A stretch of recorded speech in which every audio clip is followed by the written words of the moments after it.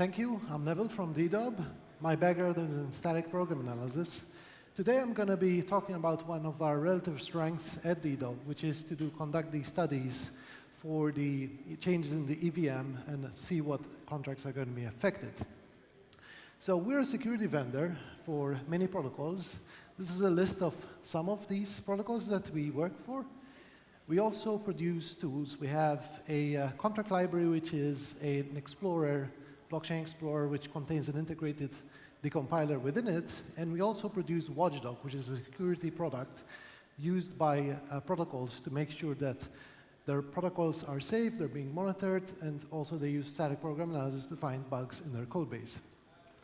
All right, we're also known as white hat hackers. Over the past couple of years, we've conducted several public vulnerability disclosures. Two interesting ones would be, for instance, the one for multi-chain. We've saved them over $1 billion that could have otherwise been hacked, and a CVE for Uniswap. All right, getting to the meat of the subject, the EVM never skips a beat.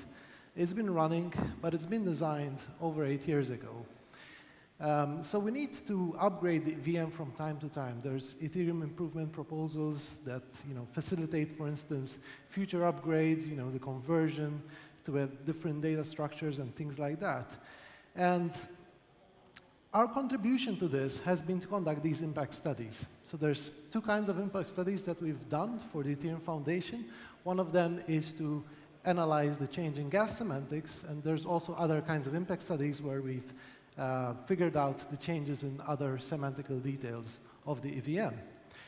And the engagement usually starts with the Ethereum team asking us, well, which smart contracts are going to break if we introduce this EIP? And we're only really interested in the most important smart contracts, to be honest, because if there's 50 million smart contracts deployed, it is bound to be at least one contract that will break, but it might not be critical. So, in the theoretical sense, our engagement really is to consider the semantics of the current EVM, which is, let's call it EVM, and the semantics of the upgraded EVM, let's call that EVM Prime. And theoretically, what we should be doing is to analyze for all smart contracts deployed, for all executions that they can possibly do, how many of them will break under the new semantics, which would not have otherwise been broken with the older semantics. And out of these, which ones are actually important to report? Now, of course, I'm using very unscientific language here, and there's many questions. What does all executions mean? What does break mean? And also, what makes a smart contract important? And to simplify things a little bit, for all executions that break, let's call that, for the time being, interesting executions. All right? Now, for all executions, when I say that, I usually mean static program analysis. And our team is, they're experts in static program analysis. These are some of the papers we've published just on static analysis of Ethereum smart contracts. There's others that don't have to do with smart contracts. And the flavor of program analysis that we use is called declarative program analysis, which was actually invented in the 80s, but was popularized by my co-founder, Yanis, who's sitting at the back. And it works in this way. So basically, we take the program. Let's consider the program on the left-hand side here. It's in an IR, which we can produce from our decompiler. And we turn this program into a database, so to speak. So we turn it into a relational construct. So if you can imagine relations like, for instance, variables or assignments, those can be represented as tables. And then after we turn this into a database, we can run queries on this and implement various program analysis algorithms. But we don't actually use a language like SQL to do these queries. Instead, we use Datalog, which is a logical language. And Datalog is usually implemented using the same techniques used in databases. But its strength lies in the fact that it can do highly recursive queries. And there's many program analysis algorithms out there, like data flow analysis and things like that, which do require this high level of recursion. So in this example here, you can see a snippet of a program which is trying to find loop boundary variable conditions, okay? And it does so, with very little effort in a few lines of code. Now, despite all of this technology and all of this sophistication, there's no way you can actually consider, all possible executions in general. So we need to simplify things a little bit. And one way to simplify things is to consider only interesting executions, and the second way is to abstract, okay? So let me give you an example here. Let's say we're doing an analysis on gas, and the Ethereum community is proposing to change the semantics of gas.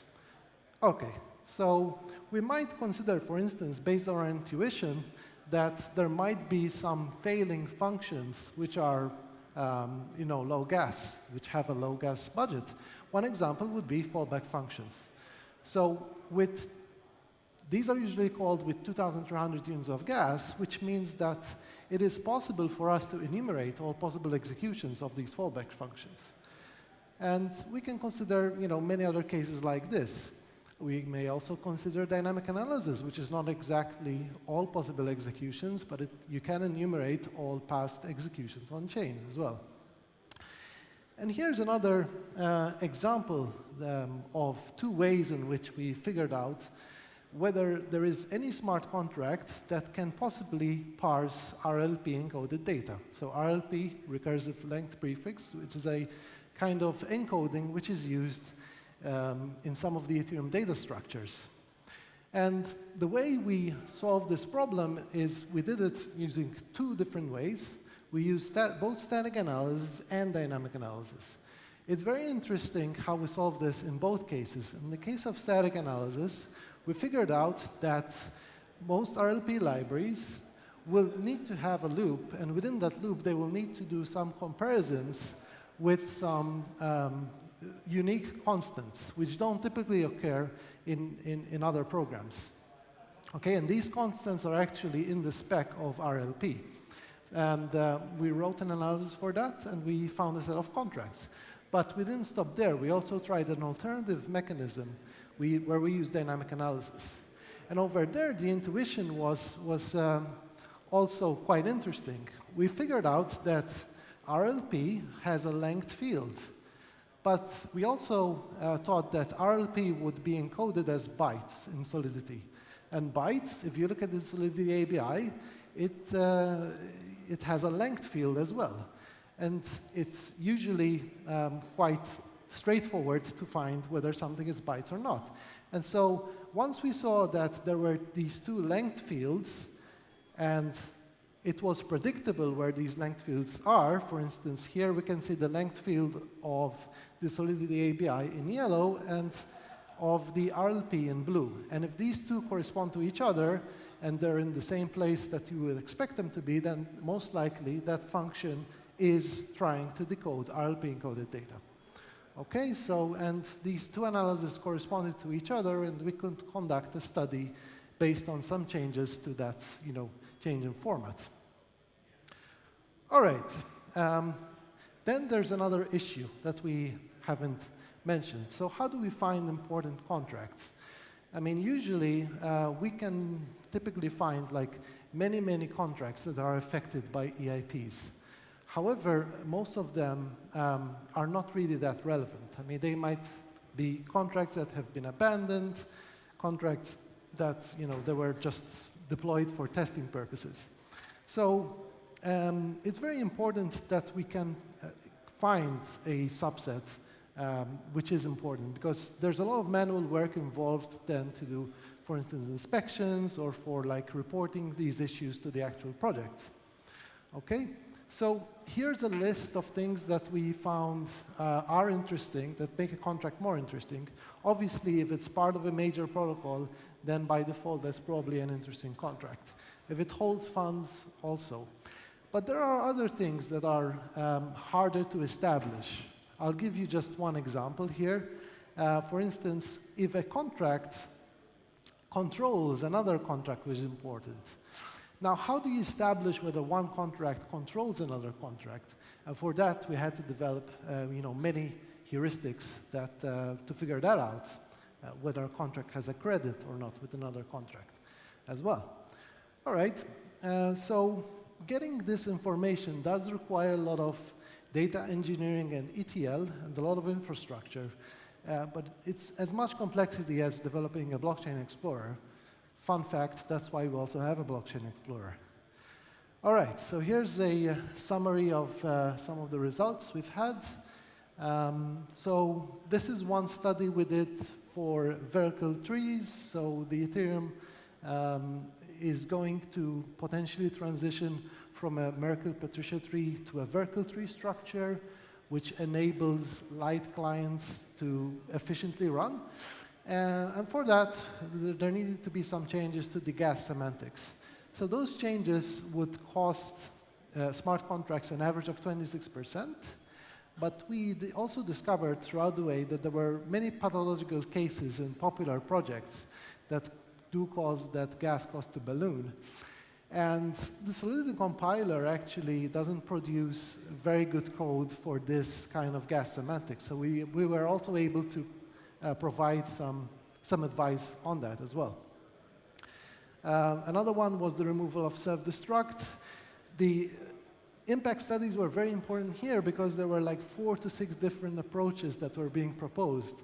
And some of them were very complicated. So if a complicated approach was selected, then it would have made nodes more complicated to build and to maintain and all of that. So in this case, we found that a relatively simple EIP didn't cause a lot of havoc in the smart contracts that are on chain. But we did find a few projects that were affected, and they were obviously notified by our team and also by the community. Here's another interesting one. So for account abstraction, in this case, there was an EIP which implemented account abstraction, which hasn't been implemented yet. It's probably going to be, it doesn't seem to be pursued at this moment, but it changed the semantics of TX origin. And in this case, there were a lot of cases where we had found, for instance, in many major protocols, that people were using checks on TX origin and message sender to check whether you're doing a flash loan or something like that, to make sure that there weren't any economic attacks. There were also reentrancy, like checks that involved TX origin as well. So it ended up being a situation where we didn't find like deal breakers when it came to this, except for the economic attacks. And all the other issues that we had found, they seemed like they could easily be resolved by upgrading smart contracts. All right, so in conclusion, evaluating the impact of a set of changes to the EVM is a very difficult task because it involves a lot of sub-specialities, including, for instance, there's various kinds of static program analysis that we needed to implement. Also dynamic analysis, which also presents some challenges because there's a lot of data to go through. There's a lot of past executions. It's akin to, for instance, developing a different EVM, for instance, if you want to try a different semantics of the EVM, which takes time. So we have developed techniques in order to speed this up a little bit. And also blockchain indexing and ETL in order to find out what are important contracts and what are not important contracts. And also to conduct, simple studies while we are conducting the larger studies. Okay, so the impact studies that we have done, they have simplified design decisions for the evolvement of the EVM, have informed the community, and also averted issues in ecosystem contracts. So up there, if you click there, you get on our Twitter. Please follow us. And if you have any questions, I'll be outside in a couple of minutes. Thank you very much.